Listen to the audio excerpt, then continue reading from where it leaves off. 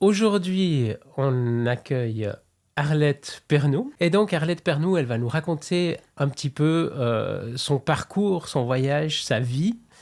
Euh, Parce que Arlette Pernoud, on dit souvent dans certains pays, paraît-il dans les pays d'Afrique, que les personnes d'un certain âge sont comme des bibliothèques et qu'une personne d'un certain âge qui meurt, c'est comme une bibliothèque qui brûle. Et on perd des tas de choses importantes. Arlette, c'est pas moi qui vais dire ton âge aux gens qui vont nous écouter. Est-ce que tu es d'accord de dire ton âge? On dit toujours que je le fais pas. Mais enfin, j'ai 93 ans. Et encore hier, il y a une dame qui essayait de me vendre je sais pas quoi au téléphone. Et j'ai dit, madame, je veux pas, j'ai pas. Elle dit, oui, mais quand vous prenez des médicaments, j'ai dit, je ne prends pas de médicaments. Comment vous ne prenez pas de... J'ai dit, je ne prends pas de médicaments et je n'achète rien. Et puis j'ai rigolé, et puis j'ai raccroché, mais avant que je raccroche, elle m'a dit, ah ben, vous avez 93 ans, ben on dirait pas. Et ça ne m'a pas étonnée parce que toute ma vie, j'ai été comme ça. Déjà à 15 ans, on disait, tu parais pas ton âge. Ouais, ouais.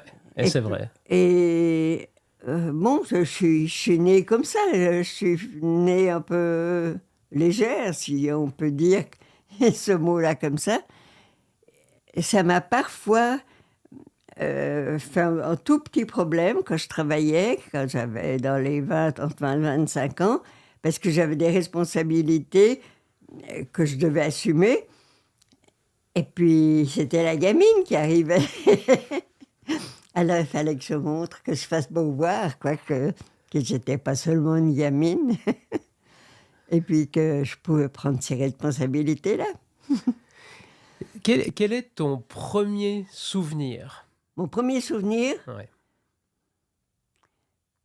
c'est en Belgique.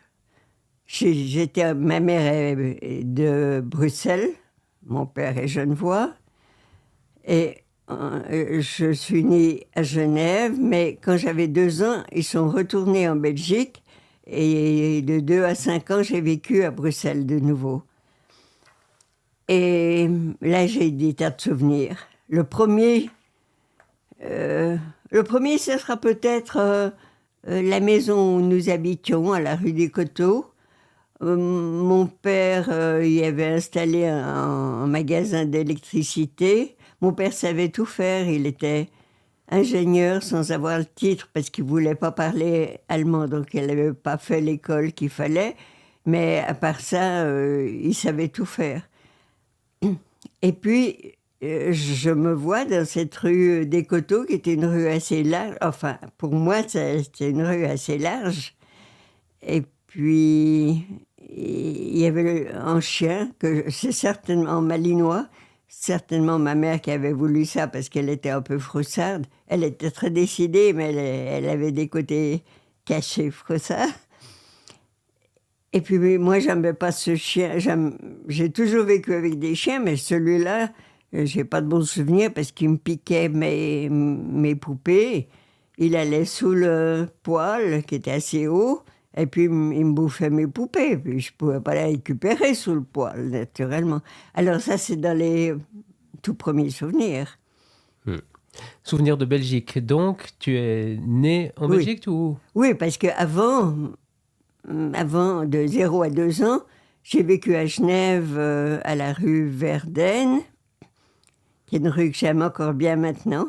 J'aime bien la vieille ville, parce que la vieille ville, elle porte toute la vie des gens d'avant, dans les rues, dans les maisons, dans tout. Maintenant, un petit peu moins, mais enfin, il y a trop d'argent maintenant, là. Il y a trop de magasins de luxe et de choses comme ça compte pas, quoi. Mais à mon époque, il n'y avait pas de magasins de luxe, enfin, ou très, très peu. Il y avait des magasins de subsistance, voilà. Alors, je venais en 0 et 2 ans, je venais souvent à Mérin, chez mes grands-parents, chez mon grand-père, qui habitait, lui, à Mérin. Et puis j'allais à quatre pattes dans le pré voler les cerises, quoi. Non, pas les cerises, c'était trop haut. J'allais voler les fraises. Et donc, t'es né en Suisse, tu es parti vivre en Belgique et ensuite tu es revenu en Suisse juste avant la guerre. J'avais 5 ans, 35. En 35, parce que la situation économique commençait à pas être bonne du tout. Et mes parents ont dit non, on va rentrer en Suisse, c'est plus prudent. T'as pas eu une vie ordinaire. T'as eu. Non. Bah alors, raconte-nous comment cette vie extraordinaire a commencé alors pour toi. Alors ça, c'est par hasard. Vraiment par hasard. J'ai jamais cherché à être une vedette ou à être quelqu'un de spécial. Ni encore maintenant, quoi. Je suis moi-même, au point, c'est tout. Et puis, quand j'avais 20 ans, bon, j'aurais voulu faire l'Uni. Ça, j'ai pas pu faire. Mes parents ont dit non, il faut que tu gagnes ta vie. Écoute, on n'a pas assez d'argent. Ça, j'étais pas très contente de leur attitude parce que j'avais vraiment envie d'aller à l'Uni. Puis un jour, on m'a téléphoné. C'était un monsieur qui connaissait Narguilé-les-Gens, donc la personne où j'avais fait mon diplôme de secrétariat, et qui me dit « Écoutez, il y a Albert Schiera, c'était un éditeur très connu à l'époque, qui cherche quelqu'un, il faudrait que vous veniez le voir, ça l'intéresserait. » Bon, j'ai été voir Albert Schiera, pourquoi pas. Et puis, bon, c'est quelqu'un de sympathique, on a causé, on avait tout de suite des choses à se dire. Et puis, au bout de l'entretien, elle a dit, bon, bah alors vous venez la semaine prochaine. Je lui ai dit, ah non, moi je ne viens pas comme ça, il faut d'abord que vous me donniez une lettre de congé, une lettre d'engagement pour que je puisse donner mon congé, je suis à l'Hérault. Et alors, ce qu'elle me dit, moi, j'ai jamais fait une lettre d'engagement de quelqu'un. J'ai dit, il faudra changer avec moi. Si vous me voulez, il faut faire une lettre d'engagement. Alors, Schiera, qui avait appris de Picasso de jamais dire non, alors elle dit, ah oui, je vais vous faire ça. Ça ne voulait pas dire qu'il le faisait tout de suite. Alors, quand j'ai vu comment ça se manipulait, j'ai été dans le bureau d'à côté, il y avait la machine. J'ai fait ma lettre d'engagement, puis je l'ai portée, j'ai dit là, vous pouvez signer, puis comme ça ira. Et c'est comme ça que j'ai commencé chez Schiera, en 1er avril 1951. Parle-nous un peu de Schiera, qui il était. Est-ce que c'était un éditeur important? Qui il était? Quel genre? Il a commencé comme ça, Schiera.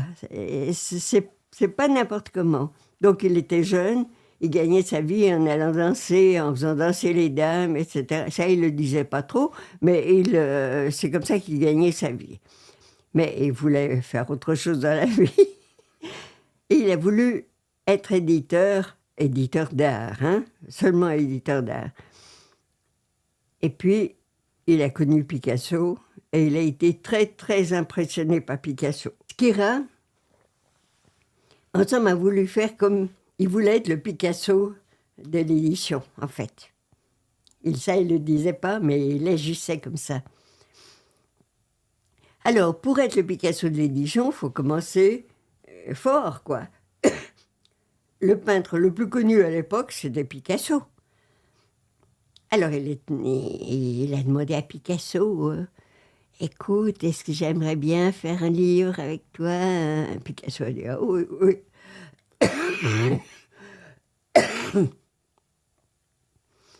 Et Picasso ne disait jamais non. Alors il a dit oui à Schiera. Et puis, mais il a seulement dit à Schiera, bon, écoute, oui, on peut faire un livre, bien sûr, mais je vois pas très bien ce que je peux faire. Alors Schiera lui a dit qu'il voulait pas lâcher le morceau. Il a dit, écoute, tu pourrais faire un livre où il y a des métamorphoses, où les choses se transforment comme ça. Alors Picasso a dit, ouais, c'est une idée, ouais. Ouais, comme dans les métamorphoses de vide. Il dit, voilà, tu vois, tu pourrais faire ça. Et ils sont partis sur l'idée de faire un livre de luxe, c'est-à-dire à 125 exemplaires, sur les métamorphoses de vide. Et puis Skira est parti chez lui, il a commencé à faire le travail de pré-vente, comme ça. Et vendre Picasso, ça se vendait, quoi. C'était un bon sujet. Mais Picasso, il faisait rien du tout de ça. Il avait d'autres choses à faire. Et Skira arrivait au moment où il devait produire le livre, parce que les gens avaient commencé à payer, enfin, à s'engager aussi. Et il était avec la corde au cou. Et en fait, ce qu'il a sauvé, c'est la mère de Skira, qui était une forte femme, qui est allée voir Picasso, qui lui a dit, écoutez, mon fils, il vous admire, comme c'est pas possible de vous admirer, mais il a tout mis là-dessus, mais vous donnez pas les taux ou les eaux fortes. Il faut lui donner ça. Il peut pas faire un livre sans vos documents.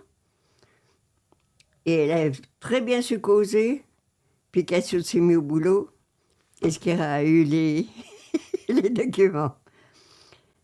Et il a été sauvé financièrement, alors, par une femme aux États-Unis, qui était la femme du gouverneur des États-Unis, qui lui a acheté la moitié du tirage. Parce que ça faisait... Bon, il soufflait avec ça. Et puis après, ça s'est vendu très cher, mais ça s'est tout de suite vendu, quoi. Ça, c'était ton premier coup en tant qu'éditeur. Et ensuite, ça a été un éditeur Après à succès. Qu'est-ce qu'il a fait? Après Picasso, qu'est-ce qu'il y a? Ben, il y a Matisse. Elle est allée voir Matisse. Et puis comme il y avait toujours pas une friction entre Picasso et Matisse, mais enfin, c'est moi le plus grand, non, c'est moi le plus grand, etc. Matisse a dit oui, et il a fait un très beau bouquin pour Picasso, pas pour Picasso, pour Skira. Après ça, Skira a été lancé, quoi. Il a fait un livre avec Derain,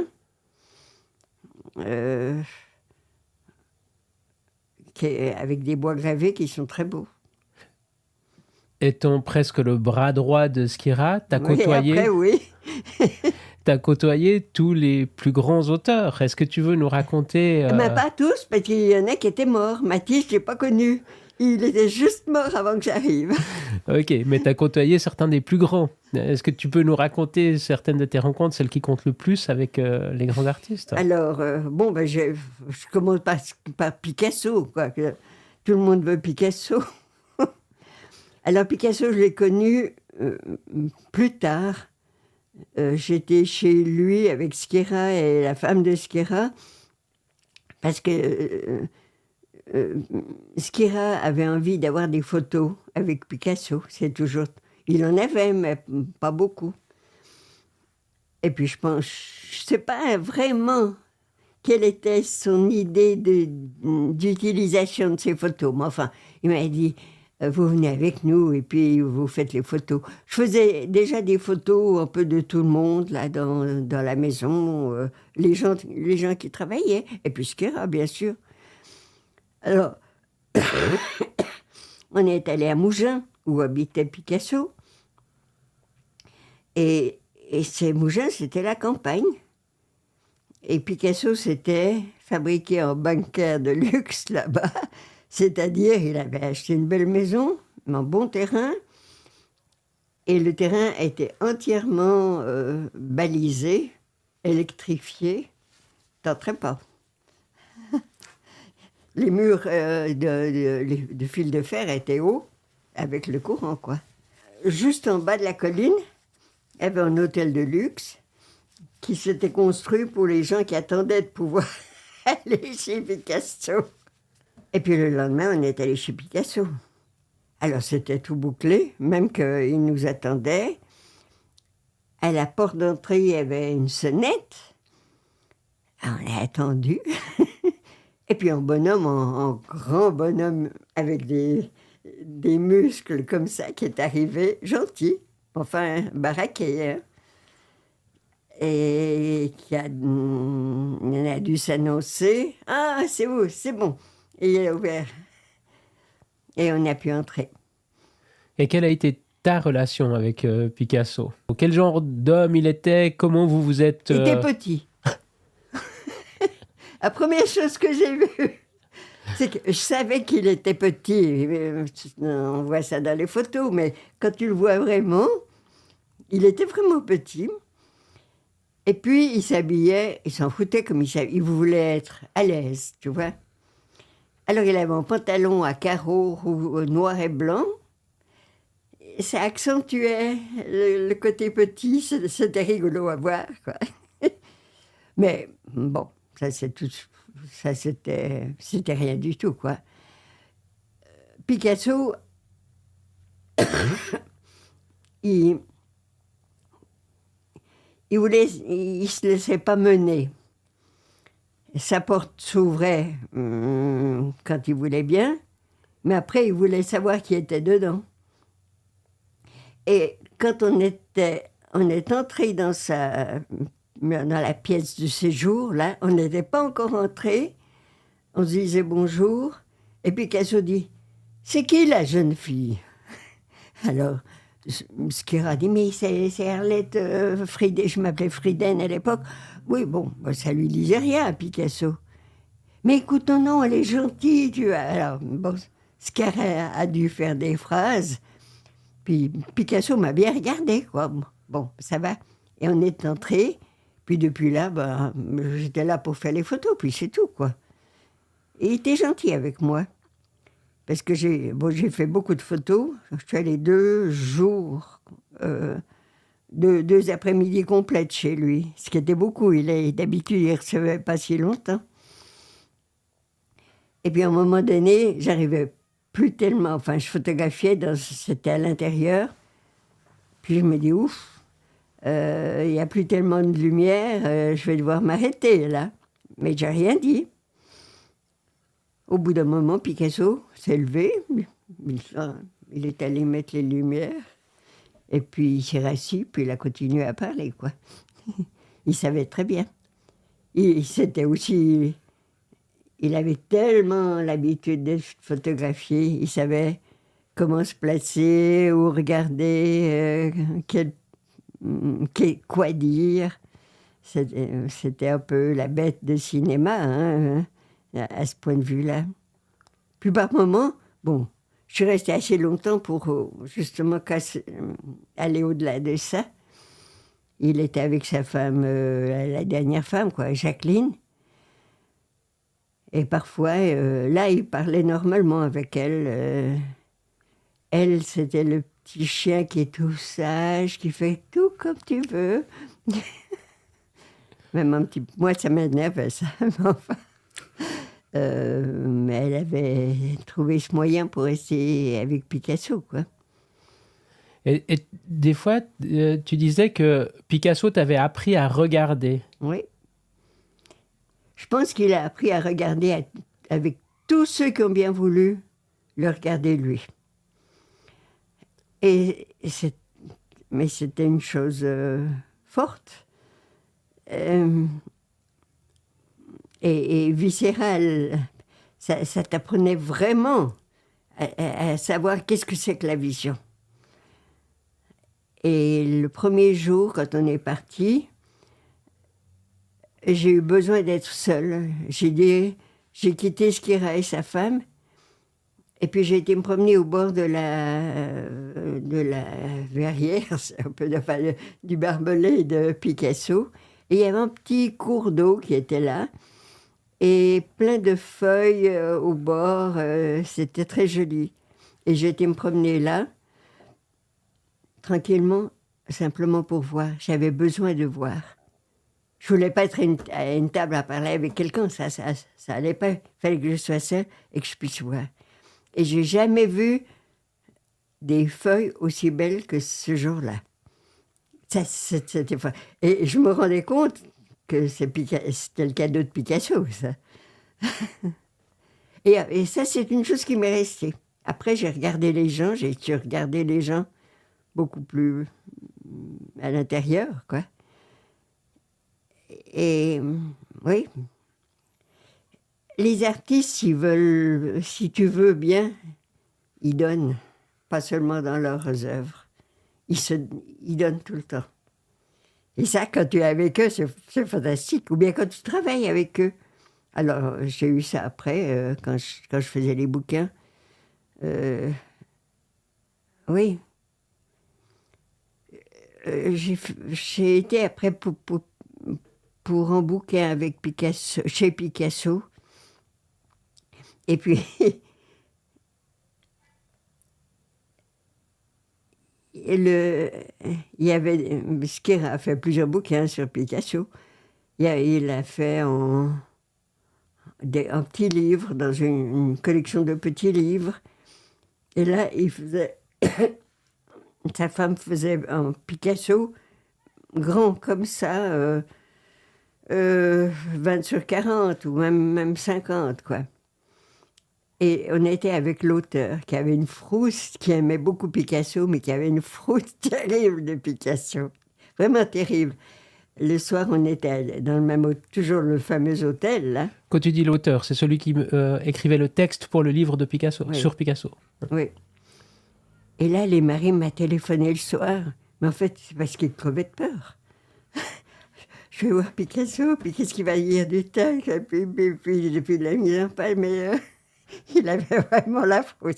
Il était conservateur au Louvre, il était placé, il était reconnu. Mais ça n'empêchait pas d'avoir peur. Et puis, alors le lendemain, on a vu Picasso. Les maris étaient tous gentils, tranquilles, comme la femme. Hein. Mais oui, Pablo, mais oui, c'est sûr. Alors, qu'est-ce que tu penses? Ça se passait gentiment. Et puis, le livre était bien fait. Les maris écrivaient bien et connaissaient bien Picasso, donc il n'allait pas dire des conneries, tu vois. Picasso a quand même vérifié un petit peu partout, par-ci, par-là, comme si tout était bien en ordre. Et puis, après, il a dû dédicacer, pas ce livre, mais le petit qu'on avait fait avant. Et donc, il y avait un exemplaire pour moi. Alors, Picasso a fait plusieurs dédicaces, puis après, il a fait une dédicace pour moi. Il l'a fait avec un feutre. Et c'était l'époque où il faisait les personnages de cirque. Alors, il y avait les petits bonshommes qui font comme ci, comme ça, avec un chapeau un peu de travers. Enfin, il y a toutes sortes de choses comme ça. Alors, il m'a fait un petit cirque comme ça, dans mon exemplaire. Et le problème, c'était d'écrire pour Arlette, parce que Picasso, il n'avait rien à foutre avec le français. Il parlait le français, mais avec un fort accent. Et puis, en fait, quand il parlait, c'était l'espagnol, tu vois. Alors, Arlette, c'était pas un prénom espagnol. Il n'arrivait pas à écrire. Alors, ils étaient 5 ou 6 à lui H-A-R-L-E. Comment tu dis? Et tu m'avais parlé d'un épisode où il avait longuement regardé tes sandales, surtout ton pied, je pense, à oui. l'intérieur des sandales. Oui, oui, c'est juste. Ici, c'est la seule chose dont je suis fière. Elle était... ça devait être le même jour de la dédicace, je pense. J'étais assise au bout d'une grande table longue, et lui était assis à l'autre bout. Et puis, c'était plein de gens tout autour. Et puis, c'était blablabla. C'était le genre de choses que Picasso supportait, mais enfin, qui l'embêtait, quoi. Et puis, bon, il parlait de temps en temps, pas trop, quoi. Il se fatiguait pas trop. Mais enfin, tout d'un coup, il n'a plus parlé. Et puis, ça a fait comme un grand trou dans la pièce. Tout le monde a arrêté de parler, puis il se regardait, qu'est-ce qui se passe? Et puis, on regarde Picasso, il regardait sous la table, et il regardait mes pieds. J'avais des sandales, j'étais pieds nus, j'avais des très jolies sandales à courroie, comme ça, mais simples, qui m'allaient bien, quoi. Et puis Picasso, il aimait bien ça. Alors, en fait, il n'avait pas de papier, parce qu'il Il travaillait n'importe quand, n'importe comment. En papier et puis en crayon, ben il y va. Sur son genou, ça va aussi bien. Hein, mais là, il n'avait rien. Alors, en fait, il photographiait mon pied pour la suite, quoi. Mm. Et ça, moi, j'ai rien dit. Mais tout d'un coup, il y avait une correspondance entre lui et moi. Les autres n'existaient plus. Ça, c'était sympathique, quoi. Ouais. Et puis, au bout d'un moment, les bonnes femmes ont commencé à reparler. Alors, vous verrez, il y aura bientôt votre pied dans un de ces tableaux. Moi, j'aurais écrasé la dame, quoi. Et puis Picasso aussi. Il détestait ce genre de choses. Parle-nous un petit peu d'un autre auteur que j'aime beaucoup et que tu as rencontré, c'est Roland Barthes. Ah, c'est notre époque. C'est notre époque.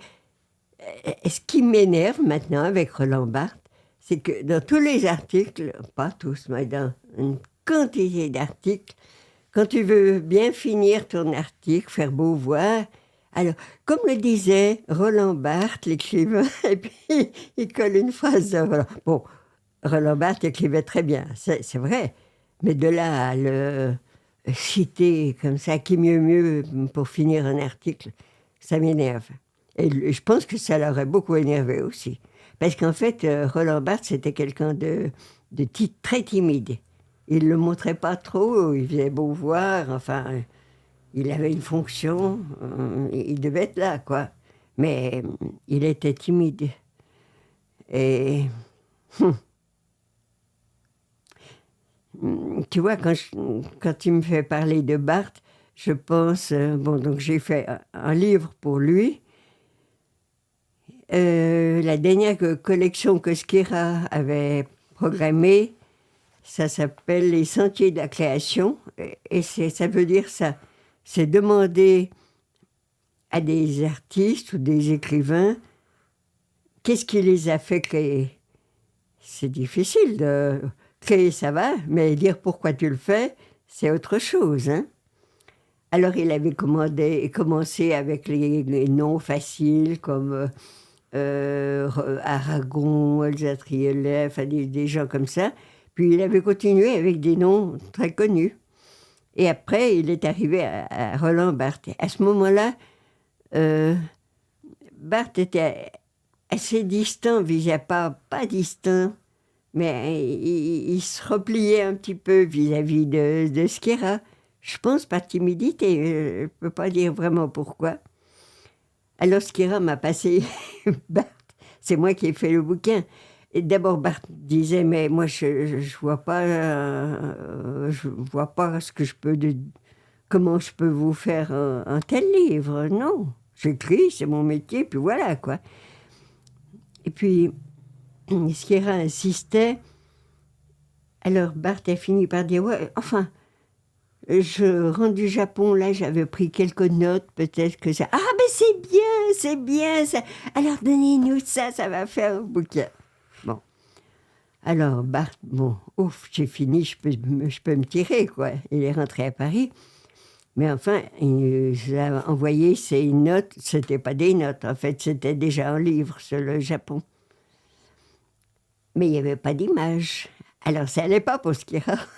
Il fallait des images. Alors Barthes a apporté 2 ou 3 choses, pas des choses bêtes, naturellement. Pour le début du livre et pour la fin du livre, il avait la photo d'un japonais, en costume japonais. La première photo, le japonais, il est sérieux comme tout, il te regarde droit dans les yeux. La dernière photo, le japonais, il est pas sérieux, il te regarde droit dans les yeux, il a exactement la même pose, puis un tout petit sourire. Ça veut dire je m'en vais. Alors ça faisait déjà une très bonne chose, mais enfin ça ne suffisait pas. Alors j'ai pris donc le texte de Barthes, j'ai bien lu, pour savoir quel était son Japon à lui. Et puis après, je suis allée à la Fondation Bord à Genève, qui est spécialisée dans les arts d'Extrême-Orient, et qui avait beaucoup de bouquins. Et une grande bibliothèque, il y avait une pièce entière, rien que pour le Japon.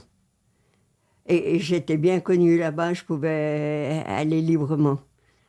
Alors je me suis enfilée dans cette pièce et j'ai regardé tous les livres qu'ils avaient. Alors il y en a, non, ça c'est pas Barthes. Ça, oui, il y a ça, ça correspond à ce qu'il dit là, bon. Et puis là, enfin j'ai tout regardé, on m'a foutu la paix et j'ai fait l'illustration comme ça.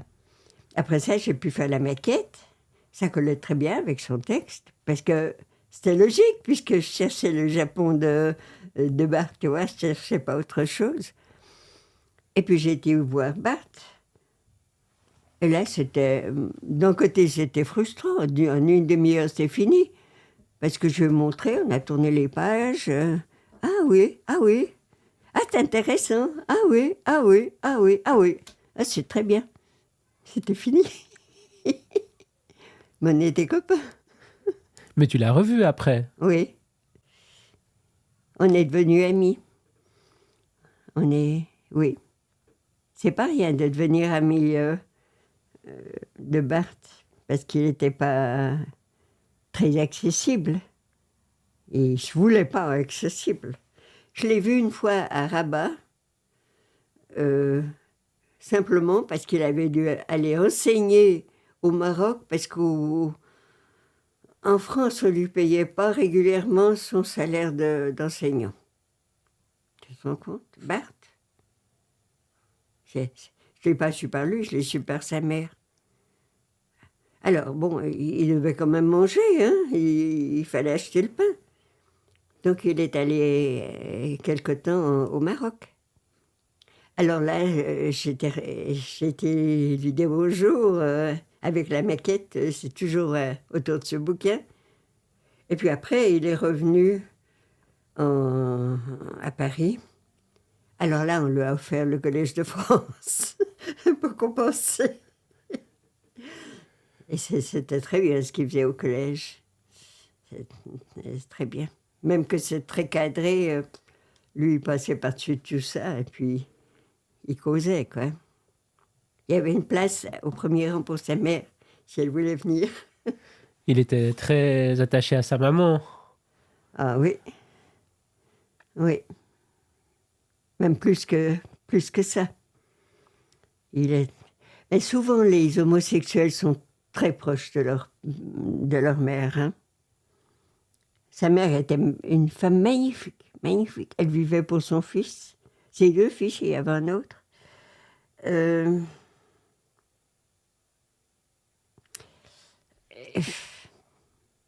Et puis, le dernier jour que j'ai vu Barthes, c'était... non, il faut que je te raconte d'abord que ce livre s'est tout de suite épuisé. À cause de Barthes, quoi, c'était logique. Et quand un Skira a été épuisé, on le réimprimait. Et puis, bon. Et je ne sais pas pourquoi Skira n'a pas réimprimé Barthes. Donc, il est resté épuisé pendant des années. Et tout le monde voulait acheter ce bouquin. Et à ce moment-là, les affaires de Skira était devenu âgé, les affaires financières de Skira commençaient à aller comme ci, comme ça. Et donc, Flammarion s'occupait d'une partie, en tout cas financière, de Skira. Et puis, j'ai été convoquée à Paris pour voir le fils Flammarion, parce qu'il voulait réimprimer, il n'était pas connard, il voulait réimprimer tout de suite Barthes. Mais sous Flammarion. Et Barthes éditait au Seuil, et il avait seulement donné ce livre, parce que c'était spécial, à Skira. Alors, le monsieur Flammarion me dit, écoutez, maintenant, il faut dire à Barthes de venir chez nous. Je lui dis, mais ça va pas, il est chez Skira, là. Ah non, mais ça sera beaucoup mieux chez nous, blablabla, bon. Je lui ai dit, mais écoutez, Bart, il est très bien au seuil, et puis ce livre a été fait chez Skira. Alors Bart a juste dit au fils Skira et à Madame Skira qui était là, eh bien, elle a de l'air, celle-là. Moi, je ne connaissais pas l'expression, c'est comme ça que je l'ai apprise. Et puis, je lui ai dit, mais écoutez, si vous voulez que je parle avec Bart, il faut me convaincre. Je ne peux pas dire quelque chose que je ne crois pas. Bon, on a écrasé, on est allé manger ensemble, et puis j'ai été voir Bart. Je lui ai montré, mais j'ai fait la maquette dans le format Flammarion, quand même. Alors, j'ai laissé la maquette la même chose, mais c'est plus petit, mais finalement, bon, ça tient, quoi. Alors, je suis arrivée chez Bart qui avait déménagé entre-temps. Sa mère était morte entre deux. Il avait déménagé. Il a regardé la maquette. Il était content que le livre soit de nouveau vivant, tu vois. Et puis bon, c'est Flammarion. Bon, c'est Flammarion. Mais il tenait à ce que mon nom reste. Autrement, je ne veux pas. Et puis, bon, ça s'est été assez vite fini. Et après, on s'est dit au revoir. Et j'étais dans l'antichambre.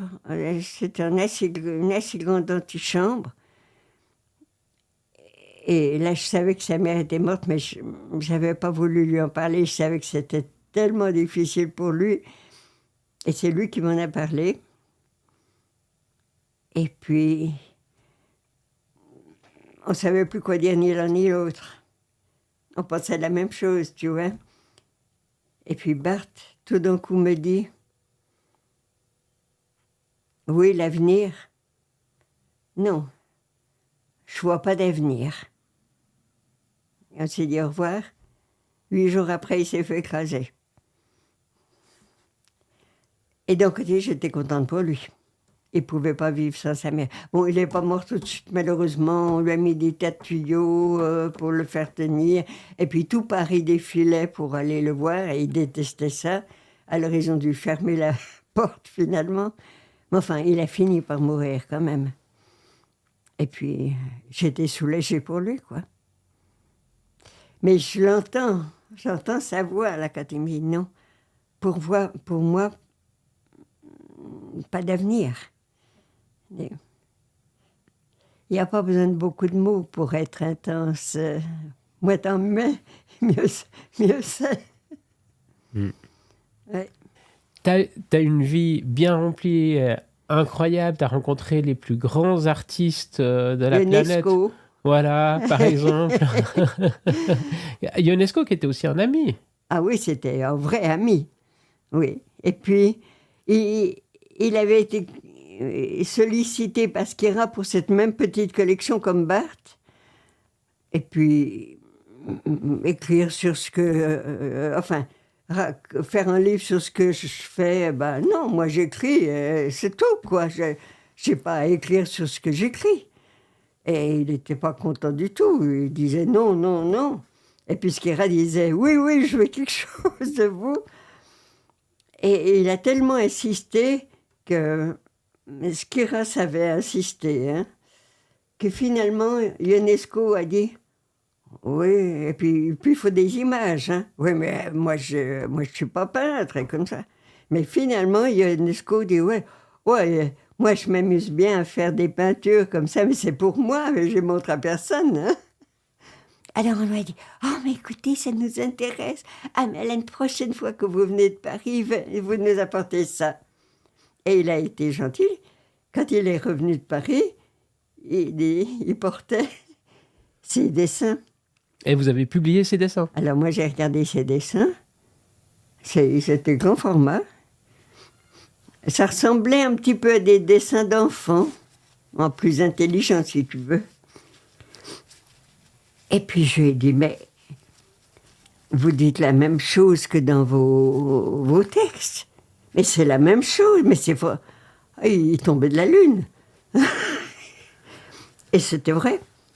Alors j'ai fait la maquette. Alors vraiment en 2 jours, quoi, c'est fait. Et je lui ai montré, il était tout content, il n'en revenait pas. Et ça rend bien mes dessins. Et quel genre d'homme il était?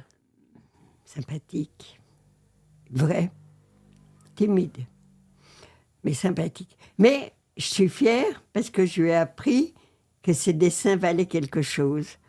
Je lui ai dit, mais ils sont fantastiques, ils expriment. Et puis je lui expliquais ses dessins. Et puis il a commencé à les voir autrement.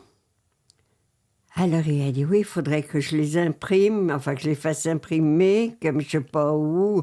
T'inquiète pas, moi j'ai un copain du côté d'Appenzell, là, c'est son métier, il fera ça très très bien. Et je l'ai envoyé là-bas en prévenant le copain. Ils se sont très bien entendus. Et UNESCO a vendu des tas de lithos comme ça. Et il était content parce qu'à la fin de sa vie, il gagnait plus grand-chose. Il avait les droits qui tombaient, mais il n'écrivait plus, tu vois. Il était gentil. Il m'aimait beaucoup. Moi, je l'aimais beaucoup aussi. Et puis,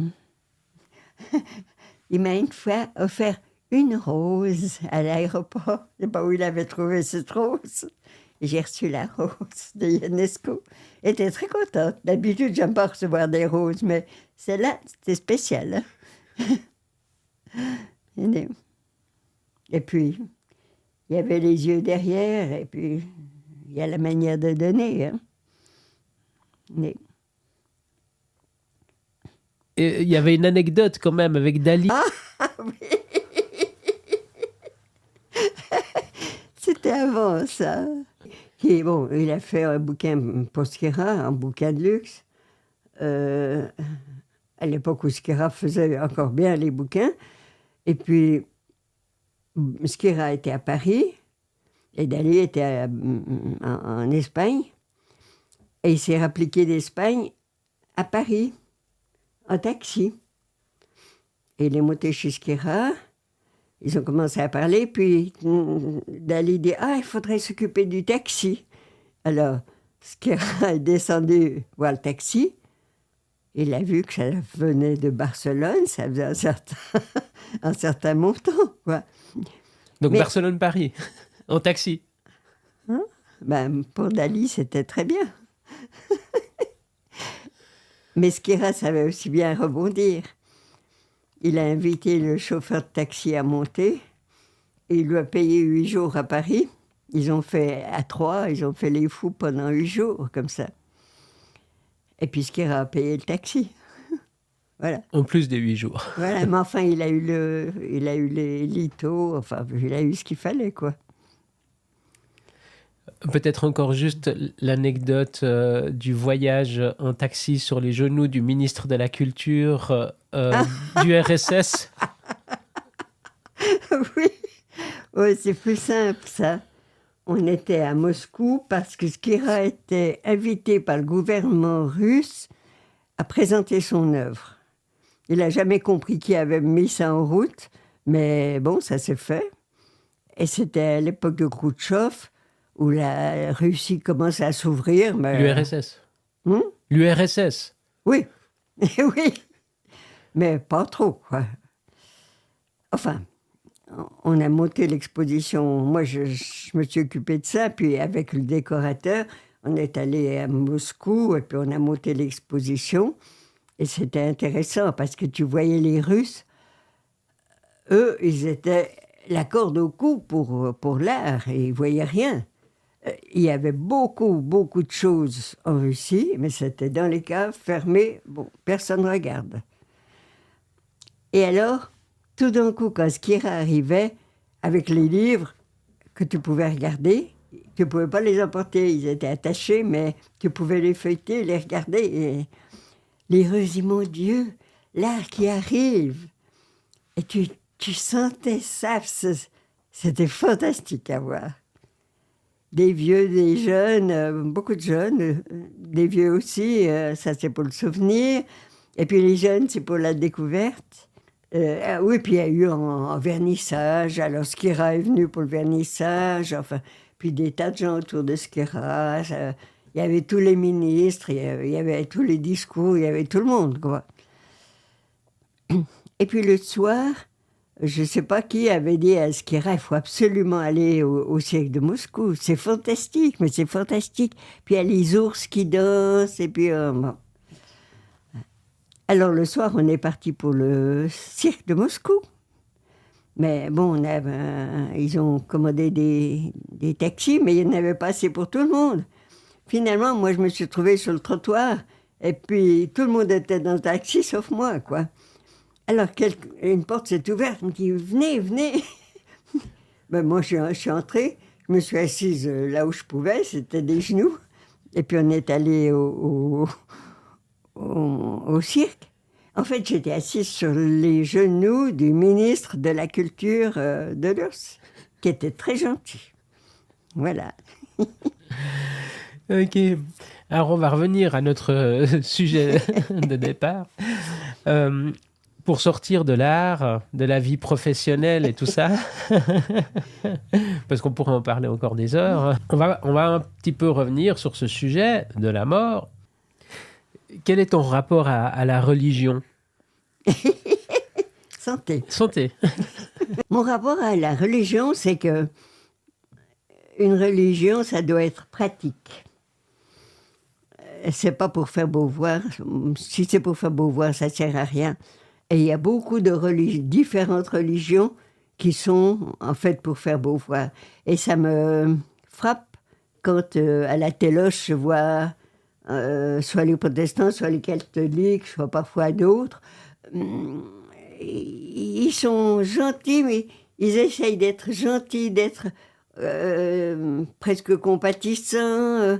Voilà, on est là pour vous aider. Bon, puis après, il n'y a rien pour moi. C'est pas ça la religion. La religion, c'est quelque chose que tu as en toi. Bon, il faut savoir que tu l'as en toi. Et la plupart des gens ne le savent pas. Mais une fois que tu as compris ça, tu as une force en toi, tu vois. Tu vois, tu me dis, mais il y a beaucoup de gens qui me disent, mais je comprends pas, vous rigolez tout le temps, puis vous avez pas de problème. Je dis, mais non, j'ai pas de problème. Et puis, je trouve que la vie, c'est quelque chose de fantastique. Fantastique. Et il n'y a pas besoin d'être Marlène Dietrich pour trouver qu'on est mieux que les autres. Hein? Et en fait, j'ai appris ça. Je t'ai déjà raconté l'histoire, mais je vais encore la dire une fois. C'est l'histoire de Dürer. C'est vraiment un très grand peintre. Et pour moi, son plus beau tableau, c'est un petit caisson comme ça. 30 sur 30, je dirais. Et Dürer faisait des très grands tableaux, hein, avec des personnages grandeur nature. Mais ça, son plus beau tableau, c'est le petit caisson. Et sur ce petit caisson, sur cette petite toile, il y a quoi ? Une plante d'herbe. Et là, quand je te parle, tu vois, j'arrive plus tellement à parler parce que je la vois, je vois ces herbes, je vois chaque feuille, et puis il y a parfois les petites graines, et puis il y a l'ombre, et c'est de la vraie herbe, c'est la vraie image de la puissance de la vie. Et je me dis que c'est ça la religion. Dürer, il savait qu'il était un grand peintre. Pas toujours. Parfois, il savait pas ce qu'il faisait. Mais la plupart du temps, il savait. Mais quand il a fait cette touffe d'herbe, il savait ce qu'il faisait. Il savait qu'il pouvait ne faire qu'une touffe d'herbe et puis faire un chef-d'œuvre. Alors, si on arrive à être comme ça dans la vie, ça, c'est fantastique. On n'a pas besoin d'avoir une vie extraordinaire, pas d'argent ou pas de maison. Enfin, si on a la maison comme nous, c'est très bien. Mais enfin, si on n'a pas de maison, tant pis, on se débrouille aussi. Et puis, si on n'a pas d'argent, les choses se passent autrement. Voilà, je pense au monsieur qui vient de te faire cette table. Et je ne pense pas qu'il a beaucoup d'argent à la maison, mais il a fait une très jolie table. Hein. Et il a eu du plaisir à faire cette table, tu vois. Donc, on peut très bien vivre heureux et serein, et puis expressif, sans blabla en tout cas, hein, ça, le blabla. J'ai beaucoup parlé avec des gens qui avaient des problèmes ou des jeunes qui avaient des problèmes, et puis après ils rigolaient aussi, hein. Parce que dès que tu comprends que t'as pas besoin qu'on t'apporte sur un plateau d'argent, voilà, je vous apporte une vie superbe, il faut comprendre ça. Et puis, moi j'ai eu la chance, j'ai eu une vie facile. Alors, oui. Oui, enfin, c'est ce que tu dis. En même temps, je sais que tu n'as pas eu une vie facile. C'est plutôt ta manière de prendre la vie qui la rend facile. J'ai eu une vie facile. Oui, enfin, je t'ai déjà vu dans des moments difficiles, mais tu as toujours le sourire. Mais c'est pas parce qu'on a des difficultés que la vie est difficile. Là, quand j'ai eu des moments où c'était difficile, mais ça a toujours été pour moi je l'ai toujours ressenti comme une chose à traverser. C'est pas une chose où tu te plantes devant, puis tu pleurniches ou tu pleurniches pas, mais tu restes là, qu'est-ce que c'est difficile la vie. C'est pas ça la vie. La vie, elle traverse tout ça. Et je suis née comme ça. Ma mère, si je pense à ma mère, elle rigolait, elle n'avait pas toutes les qualités, mais elle en avait 2. Elle rigolait beaucoup et elle chantait tout le temps. C'était pas des chansons que j'aimais, c'était les chansons du jour. Je me disais, elle pourrait un petit peu changer son répertoire, hein? Mais elle chantait. Et puis elle rigolait. Et puis elle dansait aussi.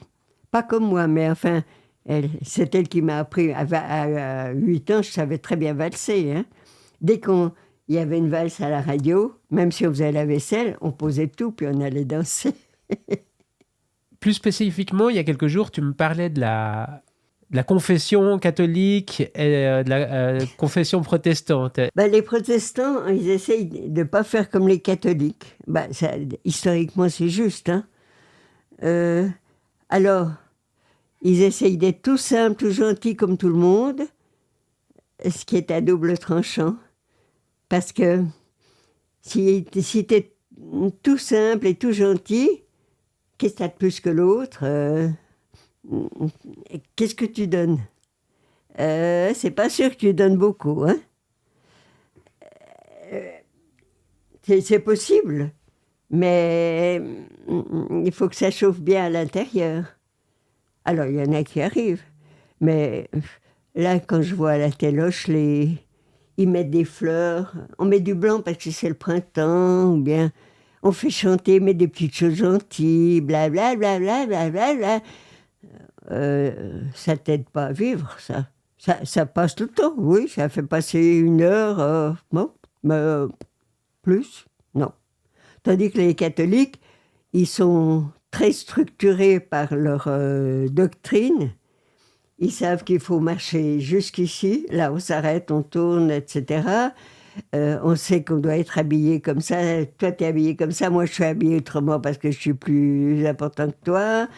Mais tu m'avais dit il y a quelques jours que tu comprenais pourquoi les églises étaient vides. Parce que ce n'est plus qu'une formule. Alors c'est dimanche, alors on se voit le dimanche. On va dans l'église, ils ont mis des petites fleurs, ils ont mis parfois des guirlandes, enfin, ils ont fait ce qu'ils ont pu. Ça compte pas. C'est très bien qu'ils mettent des fleurs, mais c'est pas ça qui va te donner, qui va t'aider à vivre. Que ce soit protestant ou catholique ou autre, c'est la même chose. Alors, les messes tiennent un petit peu mieux parce qu'il y a une telle rigidité dans le décorum que ça, ils ne peuvent pas faire autrement. Doivent avoir leur belle robe, puis des petites serviettes là autour du cou, et puis qui peut impressionner. Ça peut impressionner les gens. Moi, ça ne m'impressionne pas, mais ça peut impressionner les gens. Et puis, la communion, non, la confession, la communion, j'embrouille un peu tout ça, mais ils ne peuvent pas le supprimer, disons, et ça fonctionne, en tout cas pour une partie des, pas tous, mais ça fonctionne pour une partie des gens. Tant que ça reste des gestes appris, c'est nul. Tu peux communier 300 fois par année, tu ne seras pas mieux pour autant. Hein. Si c'est juste d'aller dire bonjour, monsieur peut revenir,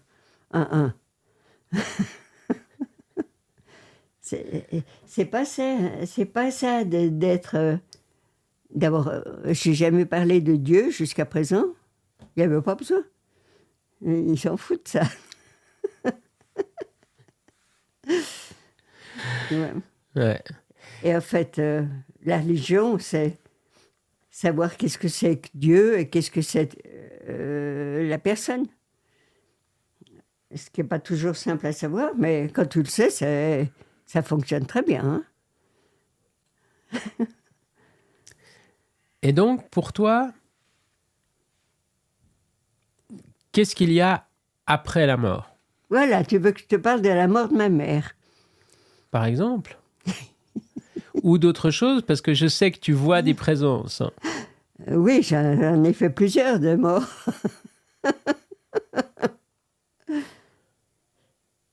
Et tu vois, ça me fait rigoler. Et c'était des gens que j'aimais bien. Mais quand tu traverses aussi la mort. Tu vas ailleurs. Je te raconte la mort de ma mère quand même. Ma mère était une femme, j'ose pas dire forte parce qu'elle avait ses faiblesses, mais enfin, apparemment forte. Et surtout, c'est une femme qui voulait bien façonner sa vie. Elle voulait que ça soit fait comme ci, comme ça, et puis les autres font, vous faites comme je dis. Hein. Elle avait le côté gentil, elle était altruiste, elle aidait beaucoup les gens, mais elle gardait ses problèmes et elle se les gardait pour elle. Et un de ses problèmes, c'était la mort. Quand elle était jeune, elle s'est trouvée une fois dans une pièce, on lui a dit « Ah ben c'est là que telle personne qu'elle connaissait est morte ». Et ça lui a fichu une trouille épouvantable, ça. Ça a été mal dit, mal fait, je ne sais pas. Et depuis, elle a gardé toute sa vie la peur de la mort, mais elle ne l'a jamais dit. Elle m'en a jamais parlé, elle ne l'a jamais dit à son mari, je pense non plus. Finalement, elle est arrivée à la fin de sa vie, quoi. Et elle était malade, elle avait un cancer, elle n'a jamais dit le mot de cancer, parce que ça ne compte pas, mais bon, elle était vraiment malade. Et moi, quand c'était vraiment difficile à la fin pour elle, je l'ai fait mettre à l'hôpital de Bellerive, qui à l'époque était magnifique, qui était uniquement pour les soins palliatifs et qui foutait la paix aux gens. Vraiment, tu mourais pas comme tu voulais parce que tu étais soigné quand même, mais tu voulais quelque chose, on te le donnait, quoi. Ça allait bien. Et l'hôpital de Bellerive, ça avait été conçu par Ponty pour sa femme, Sophia Loren, pour qu'elle ait une belle maison, que les paparazzi ne viennent pas l'embêter pendant qu'elle accouchait. Et c'était au bord du lac, au bord d'un pré. Après le pré, il y avait le lac. Après le lac, il y avait le Jura qui allait sur tout l'horizon. Et il y avait toute une paroi vitrée et des très grands... des balcons, quoi. Elle était là. Et puis moi, j'ai pu rester la nuit avec elle. On m'avait aménagé un fauteuil, quoi.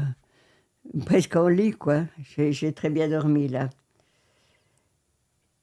Et puis, le lendemain, il y a eu un orage. Il faisait beau, Mais il y a eu un gros orage. Et puis après, il faisait de nouveau beau. Mais il y a des énormes cumulus qui étaient restés dans le ciel et qui étaient éclairés par-dessous par le soleil couchant. Et ça, comme on voyait beaucoup de ciel à cet endroit, j'ai jamais vu comme ça. Hein. C'était magnifique. Tout le paysage était vivant par cet éclairage. Alors, je suis sortie sur le balcon, j'admirais ça, c'était fantastique. Et puis je suis retournée vers ma mère, bien sûr. Et puis, au bout d'un moment, ma mère me dit, elle parlait très doucement à ce moment-là, mais je comprenais très bien. Quand on est comme ça, on n'a plus besoin de l'ouïe matérielle, disons. Ma mère me dit, mais pourquoi tu restes là, à côté du lit? Valador, c'est là que je suis. Et ma réaction, c'est de dire, ah, elle a enfin compris. Qu'est-ce que c'est que la mort? Alors je suis sortie, et là j'ai vu ma mère dans le paysage. Pas comme un dessin animé, mais elle était partout où il y avait cette lumière, cette beauté, en fait. En fait, si je dois résumer ma vie, c'est d'être avec la beauté. Toute ma vie, ça a été comme ça, tu vois. Et là, j'ai vu, je me suis dit, mais elle a tellement raison. C'est vraiment là qu'elle est, ma mère. C'est pas dans un lit, c'est pas dans un carcan de corps. C'est autre chose, la vie. Et je suis retournée vers elle. Elle vivait encore, mais hop, c'était un peu la fin. Et puis finalement, elle est partie. Mais tranquillement, quoi. Tranquillement, comme elle avait plus peur, c'était tranquille.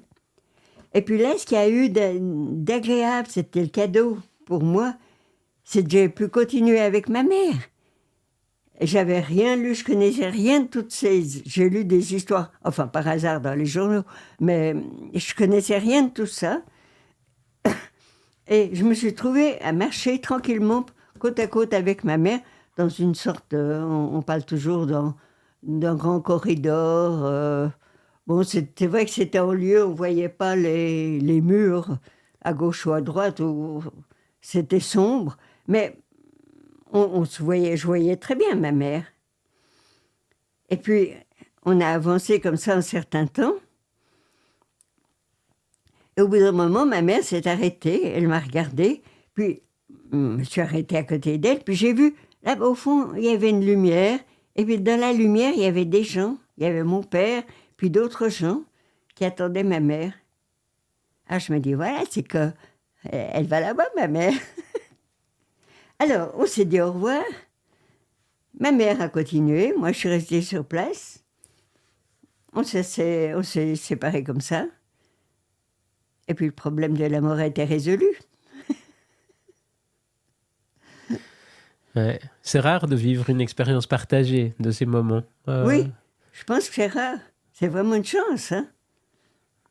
Mais c'est vrai que c'était fantastique, hein. Et sur le balcon, et puis après, mais j'ai été contente que ma mère ait compris. C'était un peu long à comprendre, mais enfin, elle a compris. Mais c'est vrai que c'était une chance, hein. Une fois que tu as compris ça, après, tu peux aider n'importe qui. Tu vois? En fait, j'ai souvent raconté, j'aime pas tellement raconter mes histoires familiales, disons, mais celle-là, j'aime bien la raconter parce qu'elle aide beaucoup de personnes. Parce que je raconte pas des histoires que j'invente, c'est ce que j'ai vécu, tu vois. C'est une chance. Tu as aussi eu l'impression qu'on évite maintenant de se confronter à la mort, on a perdu les rituels autour de la mort. Mais c'est-à-dire, hein, on a perdu le rituel parce qu'on veut plus savoir qu'elle existe, la mort. On fait comme si on la met à la morgue et puis il se débrouille là-bas. Et puis nous, on vit comme on veut chez nous. C'est tout faux. C'est tout faux. Puis d'aller voir dans une petite case la dame qui est morte là, ça ne te donne pas grand-chose, hein. Moi, j'aimerais pas faire ça. C'est pas... C'est complètement faux. Enfin, je fais une restriction quand même. Il y a certaines personnes qui ont des maladies pas possibles. C'est trop difficile à voir après. Alors, bon, disons que dans ce cas-là, c'est différent. Mais autrement, tant que la personne est jolie à voir, quoi. Enfin, est normale à voir, voilà. Bah, il faut la garder avec toi. Puis après, tu le mets dans le trou, puis bon. Mais quand tu le mets dans le trou, pas avant. Tu vois? C'est ce que les religions ne savent plus. Je pense qu'avant, les religions étaient beaucoup plus proches de ça. Il y avait beaucoup plus de rituels par rapport aux morts pour les garder en contact avec les vivants, il me semble. Je ne peux pas te citer d'exemple, mais je pense que les Grecs ou bien au Moyen-Âge, tu étais plus proche. Tu mettais pas... tu évacuais pas comme ça, d'abord parce que tu n'avais pas les endroits pour, mais... Et pourquoi il y a ces endroits pour? Parce qu'on les a voulus, hein? Puis on dit ça sent mauvais les morts. D'accord, mais les gens qui ne se lavent pas beaucoup aussi, hein? Donc, ça peut se discuter. Il y a quelque chose que tu aimerais ajouter pour quelque chose qu'on n'aurait pas abordé, que tu aimerais préciser, ou un message que tu aimerais transmettre pour les jeunes, je ne sais pas, sur la manière de prendre la vie, les choses importantes, les choses qui comptent. Oui. Pourquoi on... Pour toi, quel serait le message le plus important à faire passer dans la vie? Arrête de déconner.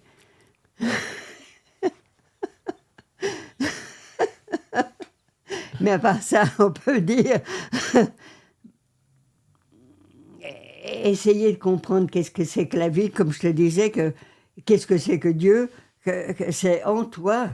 Commencer par là. Et vivre normalement avec ça. Après ça, tout le reste est simple. Tu peux plus déconner, dire il y a ceci puis cela. C'est pas vrai. Il y a l'humanité. Tu peux pas dire il y a ceux qui n'ont jamais eu la rougeole puis ceux qui ont eu la rougeole. C'est les mêmes, quoi.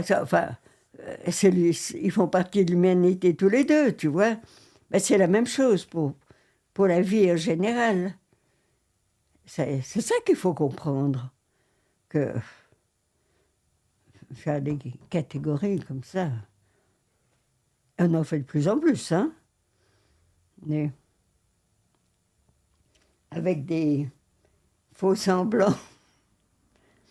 C'est pour votre bien. Hein, ça... On fait notre route, on rase la maison, c'est pour votre bien. Il y a beaucoup d'altérations de la société qui sont faites comme ça. Hein. Il faut retourner à l'essentiel, je te dis, il faut la touffe d'herbe. Je t'ai dit que dernièrement, ouais, ça fait déjà quelques mois, j'étais assise sur la place du village, un monsieur qui arrive vers moi en trottinette, c'est un monsieur qui a la tête un peu détraquée, mais pas tellement, hein. Mais un petit peu, disons. Il arrive vers moi à fond la caisse avec sa trottinette, et puis je me dis, il va me caramboler, qu'est-ce qu'il fait? Et puis non, il ne m'a pas carambolé, il s'est arrêté vraiment à 30 cm de moi. Il m'a regardé et il a commencé à pleurer. Puis je me dis, mais oui, je le connais ce monsieur, pas personnellement, mais parce que je le vois passer dans la rue, devant la maison, voilà. C'est seulement comme ça que je le connais. Puis je me dis, mais je ne peux pas le laisser continuer à pleurer comme ça va inonder toute la pièce. Et ben, et puis, alors j'ai commencé à lui parler. Alors il s'est arrêté de pleurer. Il m'a regardé. Je me suis dit, bon, je peux commencer à parler, là. Il y a quelqu'un en face de moi, quoi. Et puis je lui ai dit, mais vous connaissez l'herbe de Durer? Non. Je lui ai dit, vous n'avez pas été assez vous promener. Ah, il ne comprenait rien du tout. Alors je lui ai raconté. Il est parti, il pleurait plus du tout, hein.